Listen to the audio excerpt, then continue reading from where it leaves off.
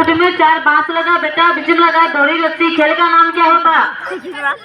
ये मौत का झूला। बड़े बड़े सर्कस होती, ऊपरे कमाल नीचे जाल होती।